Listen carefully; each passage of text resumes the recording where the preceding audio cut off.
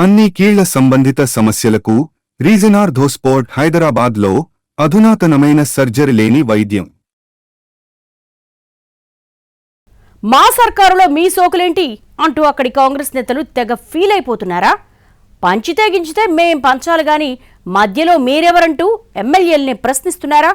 Protocol రగడలతో అధికారులకు పిచ్చెక్కిపోతుందా? ఏం కర్మరా నాయనా అంటూ ఆఫీసర్స్ తలలు కొట్టేసుకుంటున్నారా? ఎక్కడా అక్కడ ఎందుకంత పరీక్ష నడుస్తోంది? ఉమ్మడి ఆదిలాబాద్ జిల్లాలో కాంగ్రెస్ ఇన్ఛార్జెస్ వర్సెస్ ప్రతిపక్ష ఎమ్మెల్యేలుగా నడుస్తున్నట రాజకీయం. ఆధిపత్య పోరులో రచ్చ పెరుగుతోంది అంటున్నారు. కొత్త పథకాల లబ్ధిదారుల ఎంపికలో ఎమ్మెల్యేలకు ప్రాధాన్యం ఇవ్వాలన్నది ప్రభుత్వ నిర్ణయం. అదే ప్రతిపక్ష ఎమ్మెల్యేలు ఉన్న దగ్గర సమస్య అవుతోందట. శాసనసభ్యులైనా తాము అధికారంలో ఉన్నప్పుడు పథకాల విషయంలో వాళ్ల పెత్తనం ఏంటంటూ కాంగ్రెస్ ఇన్ఛార్జీలు అస్సలు జీర్ణించుకోలేకపోతున్నారట. ఇందిరమ్మ కమిటీల్లో సైతం ఎమ్మెల్యే ప్రాతినిధ్యం వహిస్తున్న పార్టీలకు చెందిన వారికే చోటు కల్పిస్తుండటంతో ఇదేం పద్ధతంటూ కాంగ్రెస్ పార్టీ నాయకులకు ఎక్కడో మండిపోతుందట. బోత్ నియోజకవర్గంలో అయితే ఓ నేత ఇన్ఛార్జ్ మంత్రి సీతక్క చెప్పినా సరే బీఆర్ఎస్ నాయకుడికి ఇందిరమ్మ కమిటీలో చోటు కల్పించారంటూ పార్టీ అంతర్గత సమావేశాల్లో అక్కసు వెళ్లగక్కినట్టు సమాచారం. ఇక లబ్ధిదారులకు ప్రభుత్వ పథకాల మంజూరు పత్రాల అందజేత కార్యక్రమాలు కూడా వివాదం రేపుతున్నాయట. నియోజకవర్గ ఎమ్మెల్యేతో కలిసి పంచుతున్నారు అధికారులు. అది కూడా పుండు మీద కారం చల్లినట్టుగా ఉంటుందట కాంగ్రెస్ ఇన్ఛార్జీలకు. ప్రభుత్వం మాది, పథకాలు ఇస్తోంది మేము, కానీ అందులో మా పార్టీ ప్రమేయం లేకుండా ప్రతిపక్ష ఎమ్మెల్యేలు తగుదునమ్మా అని ముందుండి క్యాష్ చేసుకుంటున్నారని కాంగ్రెస్ నాయకులు తెగ రగిలిపోతున్నట్టు సమాచారం.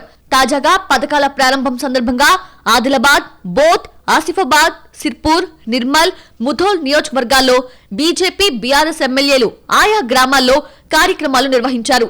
దీంతో అక్కడున్న కాంగ్రెస్ నాయకులు, ఎమ్మెల్యేల అనుచరుల మధ్య నువ్వెంత అంటే నువ్వెంత అనుకునేదాకా వెళ్లిపోయిందట వ్యవహారం. ఇరు పక్షాల మధ్య ఆధిపత్య పోరు అంతకంతకు పెరుగుతోందని అంటున్నారు.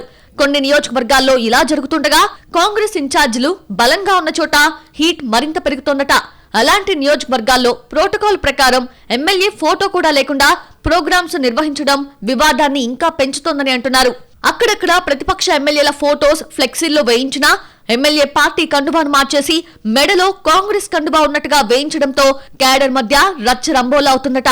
ఇలా ఇరుపక్షాల రాజకీయ లబ్ధి మాటేమో గాని అది మా చావుకొస్తోందంటూ అధికారులు తలలు పట్టుకుంటున్నట్టు సమాచారం. ప్రోటోకాల్ రగడ, రాజకీయ ఆధిపత్యం కలగలిసి రెండు పార్టీలు కొట్టుకునేదాకా వెళ్తోంది వ్యవహారం.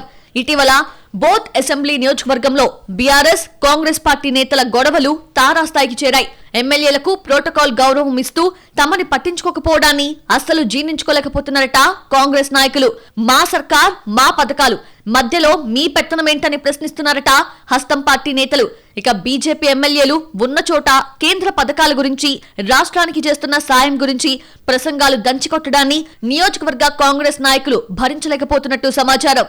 అటు బీఆర్ఎస్ ఎమ్మెల్యేలున్న దగ్గర వేదిక మీద నుంచే ఊరికి 4-5 కాదు 40-50 ఇందిరమ్మ ఇల్లు ఇవ్వాలని డిమాండ్ చేస్తూ ఉండటం స్టేజ్ కిందున్న కాంగ్రెస్ నేతలకు మంట పుట్టిస్తోందట.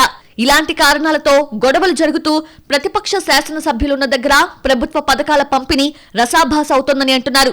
మరీ ముఖ్యంగా కొద్ది రోజుల్లో స్థానిక సంస్థల ఎన్నికలు జరగబోతున్నాయి. ఇలాంటప్పుడు ప్రతిపక్ష ఎమ్మెల్యేలు ఉన్న దగ్గర తాము కామ్ అయిపోతే పథకాల క్రెడిట్ మొత్తం సదరు ఎమ్మెల్యేల ఖాతాల్లో పడిపోతుందని, దానివల్ల తమకు నష్టం జరుగుతుందని కాంగ్రెస్ నాయకులు ఫీల్ అవుతున్నట్టు సమాచారం.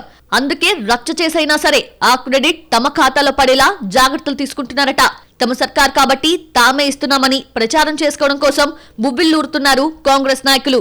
ఉమ్మడి ఆదిలాబాద్ జిల్లాలో 10 అసెంబ్లీ నియోజకవర్గాలుండగా 4 చోట్ల మాత్రమే కాంగ్రెస్ పార్టీ ఎమ్మెల్యేలున్నారు.